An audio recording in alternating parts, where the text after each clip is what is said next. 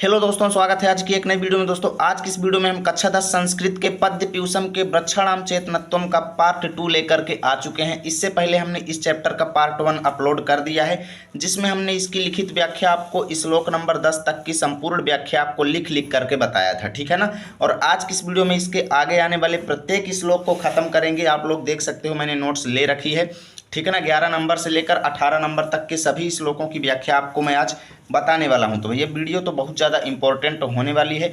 चलिए बिना देरी के हुए वीडियो को शुरू करते हैं। एक एक श्लोक को ध्यान से देखिएगा, मीनिंग्स को लिखने के लिए कॉपी और पेन लेकर के बैठिएगा, ठीक है ना। तो यहाँ पर देखो, पहला श्लोक आप सभी के सामने दिखाई दे रहा है। वल्ली वेष्टयते वृक्षम सर्वतश्चैव गच्छति न ह्यदृष्टेश्च मार्गो अस्ति तस्मात् पश्यन्ति पादपाः। देखो समझना, ठीक है ना।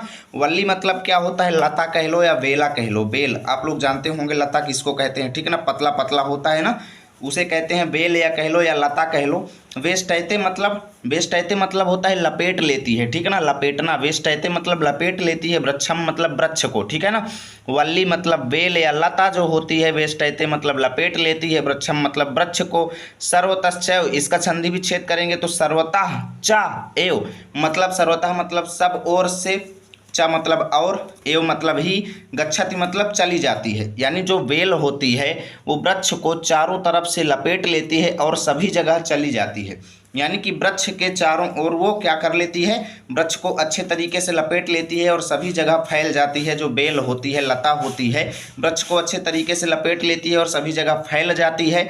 ना ही अदष्ट्रेह चा, इसका संधि विच्छेद जब करेंगे तो आपको मिलेगा ना ही अदष्ट्रे चा, ठीक है ना। अदष्ट्रे चा, तो यहाँ पर देखो क्या होगा, ना मतलब नहीं, ही मतलब क्योंकि, अदृष्टे का मतलब होगा दृष्टिहीन व्यक्ति या बिना दृष्टि वाले को, ठीक है ना। अदृष्टे मतलब बिनाहीन यानी बिना नेत्र वाला, ठीक है ना। चा मतलब और, मार्गो अस्ति मतलब रास्ता है, ठीक है ना। मार्गो अस्ति मतलब रास्ता है। तस्मात मतलब इसलिए, पश्यन्ति मतलब देखते हैं, पादपाः मतलब पौधे। देखो महर्षि भृगु कह रहे हैं, यहाँ पर लिखा हुआ है भृगुरुवाच, ठीक है ना। तो मतलब महर्षि भृगु क्या कहते हैं कि भाई जो बेल होती है वो वृक्ष को चारों तरफ से लपेट लेती है और सभी जगह चारों तरफ सब और फैल जाती है, ठीक है ना। ना ही क्योंकि एक बात कही जाती है कि भाई दृष्टिहीन जो व्यक्ति होता है, अदृष्टे मतलब दृष्टिहीन, ठीक है ना। क्योंकि दृष्टिहीन को मार्ग जो है ना मतलब मार्ग अस्ति ना, यानी कि दृष्टिहीन के लिए मार्ग नहीं होता है। अगर कोई व्यक्ति अंधा है तो भाई वो कैसे चल पाएगा किसी रास्ते में, ठीक है ना। इसलिए तस्मात् मतलब इसलिए, पश्यन्ति पादपाः मतलब पौधे देखते हैं।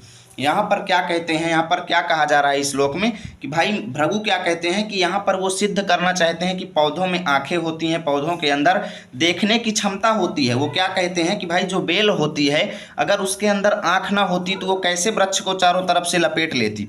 अगर उसके अंदर देखने की क्षमता ना होती तो वृक्ष को किस तरीके से लपेटती, क्यों लपेटती, केवल उसी जगह पर क्यों फैलती जहाँ पर जगह होती है, ठीक है ना। इसलिए वो कहते हैं कि भाई जो बेला होती है वो चारों तरफ से वृक्ष को सभी जगह लपेट लेती है। परंतु ये कहा जाता है कि दृष्टिहीन जो व्यक्ति होता है, दृष्टिहीन लोगों के लिए रास्ता नहीं होता है। दृष्टिहीन लोगों के लिए मार्गः अस्ति ना मतलब नहीं होता है। इसलिए पश्यन्ति पादपाः, इसलिए पौधे जो हैं देखते हैं, क्योंकि वो तो भाई रास्ता बना लेते हैं, क्योंकि बेल जो है वो भी तो एक पौधा है ना। इसलिए पौधे जो हैं देखते हैं। तो इसकी व्याख्या कैसे लिखेंगे वो चीज़ मैं आपको बता देता हूँ, तो आपको सब कुछ समझ में आ जाएगा, ठीक है ना। आप लोगों को एक तरफ लिखना है वल्ली वेष्टयते, दूसरी तरफ लिखना है पश्यन्ति पादपाः, ठीक है ना। अब देखो संदर्भ आपसे एग्जाम में इसका पूछा जाएगा, तो संदर्भ कैसे लिखना है। प्रस्तुत श्लोक हमारी पाठ्य पुस्तक संस्कृत पद्य पीयूषम में संकलित वृक्षाणाम चेतनत्वक शीर्षक पाठ से अवतरित है। ओके, प्रसंग देख लो, आपको प्रसंग भी लिखना है, क्योंकि ये जो आएगा वहाँ पर लिखा रहेगा कि आपको ससंदर्भ हिंदी में व्याख्या कीजिए। तो संदर्भ, प्रसंग, व्याख्या तीनों चीज़ें आपको लिखना पड़ेगा। प्रसंग देख लो, प्रस्तुत श्लोक में सिद्ध किया गया है कि वृक्षों में देखने की शक्ति होती है। व्याख्या देख लो, महर्षि भृगु कहते हैं कि बेल जो है वृक्ष को लपेट लेती है, बेल जो होती है वृक्ष को लपेट लेती है और चारों ओर फैल जाती है, अर्थात जिधर मार्ग मिल जाता है उधर निकल जाती है। बिना दृष्टि वाले का कोई मार्ग नहीं होता, यानी जिसके पास दृष्टि नहीं होती, नेत्र नहीं होते, तो बिना दृष्टि वाले का कोई मार्ग नहीं होता। इस कारण सिद्ध होता है कि वृक्ष जो है देखते भी हैं, क्योंकि वो सभी जगह फैल जाते हैं। इस वजह से इसका मतलब है कि वृक्षों के अंदर आंखें होती हैं, तभी तो वो देख लेते हैं और सभी जगह फैल जाते हैं। ओके, अब चलिए चलते हैं श्लोक नंबर 2 पर। तो मित्रों हम आ चुके हैं अगले श्लोक पर। देख सकते हो पुण्य अपुण्यस्तथा गंधय धूपयश्च विविधरपि अरोगा पुष्पिता संति तस्मात् जिघ्रन्ति पादपाः। देखो इसको समझना, ठीक है ना। पुण्य अपुण्य तथा, यहाँ पर आपको निकलेगा पुण्य अपुण्य, मतलब जब पढ़ेंगे तो आपको निकलेगा कि पुण्य अपुण्य मतलब पुण्य और अपुण्य, ठीक है ना। पुण्य तथा मतलब और अपुण्य यानी पवित्र और अपवित्र, ठीक है ना। पुण्य का मतलब पवित्र, तथा मतलब और, अपुण्य मतलब अपवित्र, ठीक है ना। संधि विच्छेद करेंगे तो आपको मिलेगा, यानी कि पुण्य और अपुण्य। गंधय, गंधय मतलब गंध, धूपैः, धूपैः मतलब धूप, चा मतलब चा, यानी कि गंध और धूप, पुण्य और अपुण्य। विविधैरपि, विविधैरपि मतलब अनेकों प्रकार, विविध प्रकारों से, ठीक है ना। विविधैरपि मतलब विविध प्रकारों से। अरोगाः, अरोगाः मतलब रोग रहित होते हैं। पुष्पिताः मतलब पुष्पित होते हैं या फूलते हैं। संति मतलब होते हैं, ठीक है ना। यहाँ पर क्या कहना चाहते हैं महर्षि भृगु जी कि जो पौधे होते हैं, पादपाः जो पौधे होते हैं वो क्या करते हैं, पुण्य और अपुण्यों यानी पवित्र और अपवित्र, और गंध और धूप, ठीक है ना। गंध और धूप, और विविधैरपि मतलब अनेक प्रकारों से, इत्यादि अनेक प्रकारों से, आरोग्य और पुष्पित होते हैं। संति मतलब होते हैं। जो पौधे होते हैं वो पुण्य और अपुण्य, गंध और धूप तथा अनेक प्रकारों के द्वारा अरोग और पुष्पित होते हैं। तस्मात् जिघ्रन्ति, तस्मात् जिघ्रन्ति इसलिए, जिघ्रन्ति मतलब क्या करते हैं। जिघ्रन्ति का मतलब होता है दोस्तों घ्राणेन्द्रिय मतलब सूंघते हैं। जिघ्रन्ति का मतलब क्या होता है, सूंघते हैं। पादपाः मतलब पौधे। वो क्या कहते हैं कि जो पौधे होते हैं पुण्य और अपुण्यों, धूप और गंध के द्वारा तथा अन्य प्रकारों के द्वारा अरोग और पुष्पित होते हैं। इस वजह से जो पौधे होते हैं वो सूंघते हैं, यानी पौधों के अंदर सूंघने की क्षमता होती है, वो ये चीज़ सिद्ध करना चाहते हैं। तो अगर ये श्लोक आएगा तो इसकी व्याख्या कैसे लिखेंगे वो चीज़ चलो दिखाते हैं। तो मित्रों आपको एक तरफ लिखना है पुण्य अपुण्यस तथा दूसरी तरफ पादपाः, ठीक है ना। संदर्भ रहेगा पूर्वत, जो श्लोक नंबर पीछे वाले में बताया हूँ सेम लिख लेना। प्रसंग देख लो, प्रस्तुत श्लोक में वृक्षों का सूंघना अर्थात घ्राणेन्द्रिय की विद्यमानता सिद्ध की गई है, यानी कि वृक्षों के अंदर घ्राणेन्द्रिय यानी सूंघने वाली इंद्रियां होती हैं अर्थात सूंघने की क्षमता होती है। व्याख्या देख लो, महर्षि भृगु कहते हैं कि वृक्ष पुण्यों और अपुण्यों से तथा अनेक प्रकार की गंधों और धूपों से रोग मुक्त और पुष्पित होते हैं। पुष्पित होते हैं कि मतलब फूलते हैं, ठीक है ना। इस कारण वृक्ष सूंघते हैं, यह सिद्ध होता है, ठीक है ना। ऐसे आपको लिखना है। अब चलिए चलते हैं श्लोक नंबर 13 पर। तो मित्रों हम आ चुके हैं श्लोक नंबर 13 पर, आपको दिखाई दे रहा होगा, ठीक है ना। पादैः सलिलपानांच व्याधीनां चापि दर्शनात् व्याधि प्रक्रियात्वाच्च विद्यते रसनं द्रुमे, ठीक है ना। देखो पादई है मतलब जड़ों के द्वारा या पैरों के द्वारा, तो भैया पौधों का पैर क्या होता है, उसकी जड़ ही तो होती है ना। पादई है मतलब पैरों के द्वारा, सलिल मतलब जल को, पानांच मतलब पीने से, ठीक है ना, पैरों के द्वारा पानी पीने से। व्याधिनाम मतलब रोग, ठीक है ना, व्याधिनाम मतलब रोग, चा मतलब और, अपि मतलब भी, दर्शनात् मतलब दिखाई देते हैं, ठीक है ना। दर्शनात् मतलब क्या होता है, दिखाई देते हैं। तो यहाँ पर कहना क्या चाहते हैं वो चीज़ मैं आपको बता देता हूँ। पादय मतलब पौधों यानी पैरों के द्वारा पानी पीने से, सलिल पानांश मतलब पानी पीने से, ठीक है ना। पैरों का मतलब है जड़, तो जड़ों के द्वारा पानी पीने से और रोगों के दिखाई देने से। दर्शनात् मतलब दिखाई देने से, यानी कि पौधों के अंदर पानी पीने की क्षमता और रोगों का दिखाई देना। और व्याधि प्रक्रियात्वाच मतलब क्या होता है, रोगों का उपचार होना, ठीक है ना। इस शब्द का पूरे का मतलब क्या है, रोगों का उपचार होना, ठीक है ना। उपचार होने से, विद्यते मतलब विद्यमान है, रसनम मतलब चीखने वाली ज्ञानेंद्रिय यानी स्वाद लेने वाली ज्ञानेंद्रिय यानी जीभ, द्रुमे मतलब पौधों में। तो यहाँ पर कहना क्या चाहते हैं कि भाई पौधे जो होते हैं अपनी जड़ों के द्वारा पानी पी लेते हैं, ठीक है, उनमें रोग भी दिखाई देते हैं और उनके रोग जो हैं उपचारित भी किए जाते हैं। यानी रोग जो है, आप लोग देखते हैं कि पौधों में जब दवा डाली जाती है, पौधे जब रोगी हो जाते हैं तो दवा डालने पर पौधे क्या हो जाते हैं, ठीक हो जाते हैं। तो वही चीज़ यहाँ पर बता रहे हैं कि भाई पौधे जो होते हैं अपनी जड़ों से पानी पीने की शक्ति और रोगों का दिखाई देना तथा रोगों का उपचार होने के कारण पौधों में रसनेंद्रिय यानी जीभ जो है विद्यमान होती है, ठीक है ना। पौधों में पीने की क्षमता जो है, स्वाद लेने की क्षमता जो है विद्यमान होती है, ये चीज़ है, ठीक है ना। तो इसको कैसे लिखेंगे चलिए वो आपको बताते हैं। तो मित्रों सबसे पहले आपको लिख देना है पादई है सलिल पानांच, दूसरी तरफ रसनम द्रुमे, ठीक है ना। संदर्भ रहेगा पूर्वत। प्रसंग देख लो, प्रस्तुत श्लोक में भृगु द्वारा वृक्षों में रसनेंद्रिय का होना सिद्ध किया गया है, ठीक है। अब चलते हैं नेक्स्ट पेज में। तो यहाँ पर देख लो व्याख्या क्या है। महर्षि भृगु कहते हैं कि अपनी जड़ों के द्वारा जल पीने के कारण और रोगों के दिखाई पड़ने के कारण और रोगों का उपचार संभव होने के कारण वृक्षों में स्वाद लेने की सामर्थ्य सिद्ध होती है। तात्पर्य यह है कि रसनेंद्रिय के अभाव में जल पीना और रोगों की दवा पीना भी संभव नहीं है, और बिना स्वाद के दवा का प्रभाव तो हो ही नहीं सकता। कहने का मतलब कि पौधों में स्वाद लेने की क्षमता होती है। इस श्लोक का मेन काम जो है ये यही है, ठीक है ना। मेन अर्थ इसका यही है कि पौधों में जो है स्वाद लेने की क्षमता होती है। अब चलिए चलते हैं श्लोक नंबर 14 पर। तो प्यारे मित्रों, हम आ चुके हैं श्लोक नंबर 14 पर। देख लो, वक्त्रेणो उत्प्लानेन, ठीक है ना, यथोर्ध्वम जलमाददेत तथा पवन संयुक्ता पादये पिबति पादपाः। देखो, वक्त्रेण, वक्त्रेण मतलब होता है मुख से, ठीक है ना। वक्त्रेण मतलब मुख से। उत्प्लानेन, उत्प्लानेन मतलब कमल दंड, कमल दंड मतलब कमल का डंठल, ठीक है ना। उत्प्लानेन मतलब कमल का डंठल। यथोर्ध्वम, यथोर्ध्वम मतलब यथा प्लस ऊर्ध्वम, यथा मतलब जैसे, ऊर्ध्वम मतलब ऊपर की ओर, ठीक है ना। ऊर्ध्वम मतलब ऊपर की ओर, जलम मतलब जल, आददेत मतलब खींचता है, आददेत मतलब खींचता है। तो कम उत्प्लानेन मतलब उत्प्लनालेन मतलब क्या होता है, उत्पलनालेन मतलब क्या होता है दोस्तों, कमल, कमल डंठल, कमल डंठल, ठीक है ना। तो उत्प्लानेल मतलब हो गया कमल डंठल।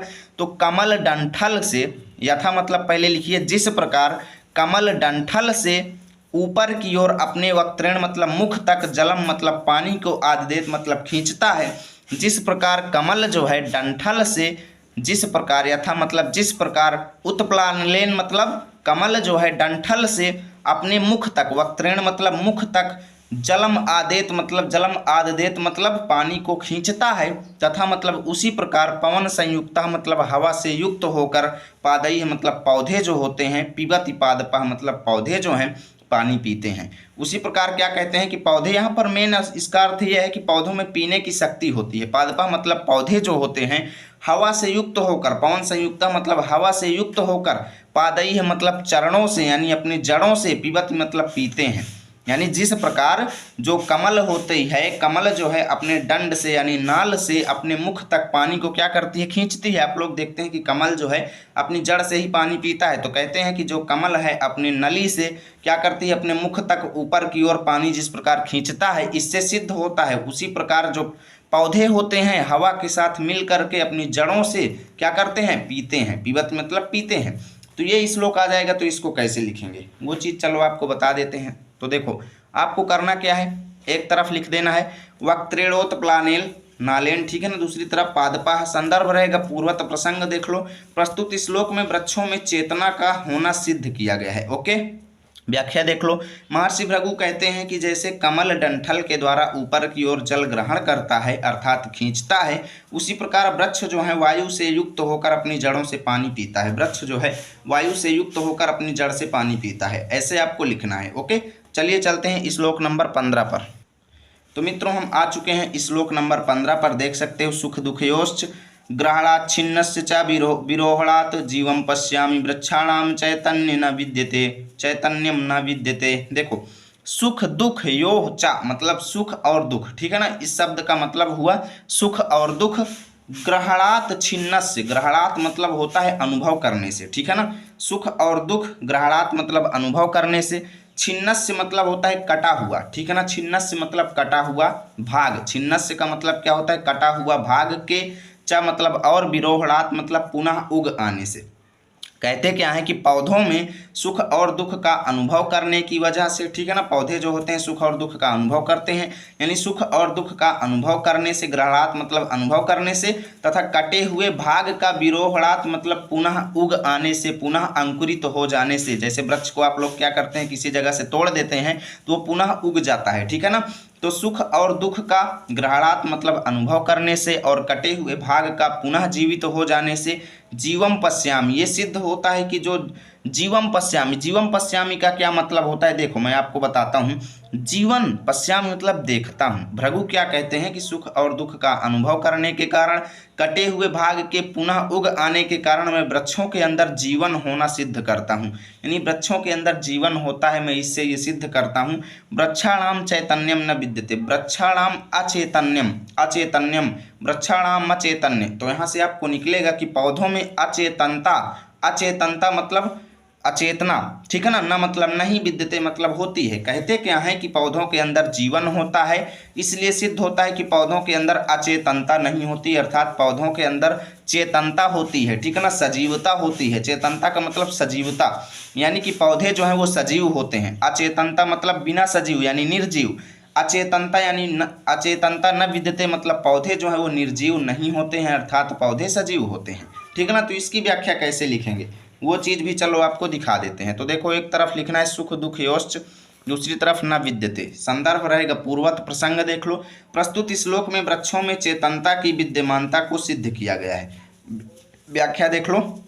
भृगु कहते हैं कि सुख और दुख का अनुभव करने के कारण तथा कटे हुए वृक्ष के पुनः उग आने के कारण मैं वृक्षों में जीवन देखता हूँ, उनमें चेतना का अभाव नहीं है, ठीक है ना, ऐसे वो कहते हैं। तो इस तरीके से आपको लिखना है, ठीक है ना। अब चलिए चलते हैं श्लोक नंबर 16 पर, जो कि आप सभी को दिख रहा है। तेन तज्जलम मादत्तम जरयत्यग्निमारुतौ आहार परिणामांच स्नोहो वृद्धिश्च जायते। देखो, तेन मतलब उनके द्वारा, अर्थात वृक्षों के द्वारा, ठीक है। तेन मतलब वृक्षों के द्वारा, तज्जल, तत् मतलब वह, जल मतलब जल, जलम जलम जलम मतलब जल को, आदत्तम मतलब खींचने से, यानी वृक्ष जो हैं वृक्षों के द्वारा जल को खींचने से, जरत्यग्नि मारुतौ, जरत्यग्नि, जरत्य मतलब पचाना, ठीक है ना। जरत्य मतलब क्या होता है, पचाना।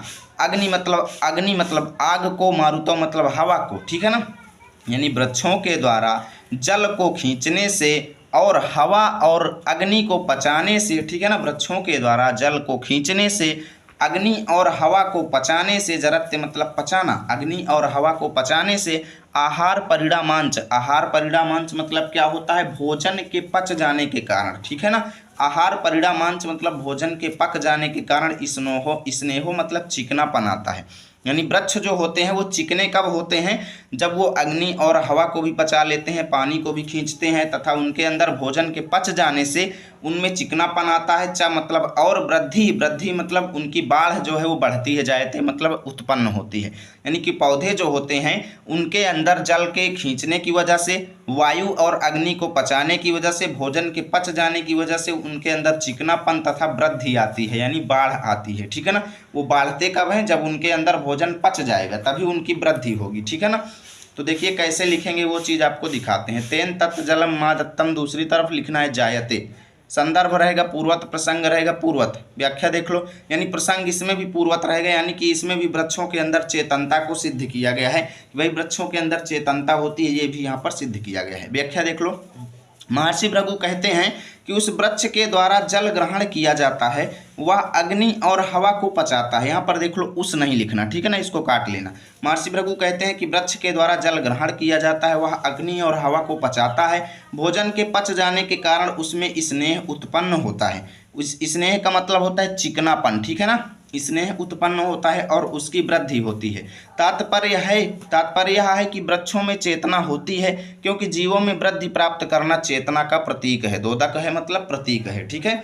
अब चलिए चलते हैं हम श्लोक नंबर 17 पर। देखो, एतेषां सर्ववृक्षाणां छेदनं नैव कारयेत चतुर्मासे विशेषण बिना यज्ञादि कारणम। देखो, यहाँ पर पौधों को नहीं काटना चाहिए, ये चीज़ महर्षि भृगु बता रहे हैं। एतेषां मतलब इसलिए, ठीक है ना, एतेषां मतलब इसलिए, सर्ववृक्षाणाम मतलब सभी, वृक्षाणाम मतलब पौधों को या वृक्षों को, ठीक है ना। इस कारण से सभी वृक्षों को, छेदनम मतलब काटना, न मतलब नहीं, कारयेत मतलब करना चाहिए, यानी कि वृक्षों या पौधों को कभी भी काटना नहीं चाहिए। चतुर्मासे विशेषणे यानी खासकर 4 महीनों में, यानी बरसात ऋतु के खासकर 4 महीने में पौधों को नहीं काटना चाहिए। चतुर्मासे मतलब 4 महीनों में, विशेषणे मतलब विशेष करके, विशेष कर यानी खासकर 4 महीनों में पौधों को यानी वृक्षों को, छेदनम मतलब काटना, नैव मतलब नहीं, कारयेत मतलब करना चाहिए, यानी कि वृक्षों को कभी भी 4 महीने में काटना नहीं चाहिए। बिना यज्ञ आदि कारणम, यज्ञ इत्यादि होने का अगर कारण हो तो वहाँ पर काटना चाहिए, यानी बिना यज्ञ इत्यादि कारणों की वजह से वृक्ष को नहीं काटना चाहिए। यानी कि अगर यज्ञ कराना हो तब आप वृक्ष को काट लीजिए, लेकिन अगर यज्ञ इत्यादि का कारण ना हो तब आप वृक्षों को बिना, यानी बिना यज्ञ इत्यादि का कारण ना होने की वजह से आपको वृक्ष जो है नहीं काटना है। कहने का मतलब क्या है, यज्ञ आदि का मतलब ये है कि अगर आप कोई पवित्र काम कर रहे हैं, कोई अच्छा काम कर रहे हैं और उसके लिए आप वृक्ष को काटते हैं तो काट लीजिए, लेकिन अगर कोई भी काम नहीं है, बिना पवित्र काम की वजह से, बिना पवित्र काम की वजह से आपको वृक्ष को नहीं काटना है। अगर पवित्र काम करवाना है तब आप वृक्ष को काट दीजिए, कोई दिक्कत नहीं, ठीक है ना। अब देखिए इसकी व्याख्या कैसे लिखेंगे, देखो एतेषां सर्व वृक्षाणाम, दूसरी तरफ यज्ञ आदि कारणम, ठीक है ना। संदर्भ रहेगा पूर्वत प्रसंग, देख लो। प्रस्तुत श्लोक में बिना किसी विशेष प्रयोजन के वृक्षों को न काटने का परामर्श दिया गया है। विशेष प्रयोजन मतलब बिना किसी विशेष प्रोग्राम के, ठीक है ना। व्याख्या देख लो। महर्षि भृगु कहते हैं कि इन सभी वृक्षों की यज्ञ आदि विशेष कारण के बिना कटाई नहीं करनी चाहिए। यानी यज्ञ आदि मतलब पवित्र कार्य, यानी पवित्र विशेष कारण के बिना कटाई नहीं करनी चाहिए, अर्थात यज्ञ आदि के समय आवश्यकता पड़ने पर ही वृक्षों को काटना चाहिए। विशेष रूप से वर्षा के 4 महीनों में इन्हें नहीं काटना चाहिए, ठीक है ना।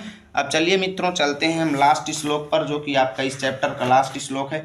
अभी तक कई कंजूस वीडियो को लाइक नहीं किए होंगे, कर दीजिएगा भाई लोगों। देखिए 18 नंबर, एकेनापि सुवृक्षेण पुष्पितेन सुगंधिना वासितं वै वनं सर्वं सुपुत्रेण कुलं यथा। बहुत ज़्यादा इंपॉर्टेंट है, ठीक है ना, बहुत ज़्यादा पूछा जाता है। एकेनाप मतलब एक भी, ठीक है ना। एकेनाप मतलब एक भी, सुवृक्षेण मतलब सुंदर वृक्ष, ठीक है ना। एक भी सुंदर वृक्ष के द्वारा, पुष्पितेन मतलब पुष्पित यानी फूला हुआ, सुगंधिदा मतलब सुगंधित, एक सुगंधित और पुष्पित वृक्ष के द्वारा, ठीक है ना। एक भी सुगंधित और पुष्पित वृक्ष के द्वारा, वासितम मतलब महक देता है, सुगंधित हो जाता है। वै वनम मतलब वै वनम सर्वम मतलब संपूर्ण, वनम मतलब वन। यानी कि अगर एक सुंदर वृक्ष है जो पुष्पित और सुगंधित है तो उससे पूरा वन, पूरा जंगल जो है, वासितम मतलब सुगंधित हो जाता है, ठीक है ना। पूरा जंगल जो है सुगंधित हो जाता है। सुपुत्रेण कुलम यथा, वह मतलब वैसे ही, ठीक है ना।